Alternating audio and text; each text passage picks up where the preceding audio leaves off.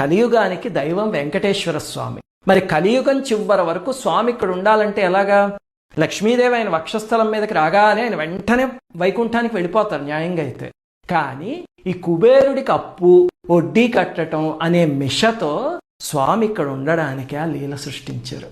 కలియుగాంతం అవ్వగానే అమ్మవారు ఆ మూలధనం అంతా ఇచ్చేస్తారు. అప్పుడు లక్ష్మీనారాయణులు ఇద్దరు వైకుంఠానికి వెళ్ళిపోతారనమాట. అది అక్కడ రహస్యం.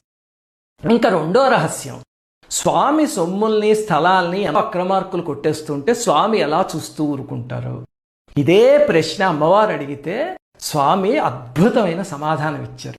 ఏం చెప్పారంటే, మనం హుండీలో వేసే ధనాన్ని స్వామి 3 భాగాల కింద చూస్తారట. చాలా చాలా జాగ్రత్తగా వినండి.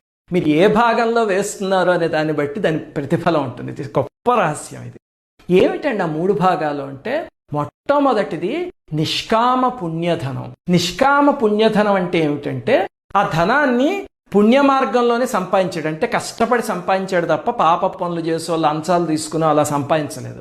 కానీ హుండీలో వేసేటప్పుడు ఏం చేశాడంటే, ఏ కోరిక ఉండదు. తీసుకువెళ్ళి, స్వామి నీ దయ వల్లే కదా స్వామి నేను ఇలా ఉన్నాను, ఇవన్నీ నా డబ్బులా, నా సంపాదన, ఇది నీ అనుగ్రహం స్వామి, తల్లి నీ అనుగ్రహం తల్లి అని ఆ పక్కనే ఉన్న అమ్మవారికి దండం పెట్టుకుని హుండీలో తీసివేసాడు అనుకోండి, ఏ కోరిక లేకుండా. దాన్ని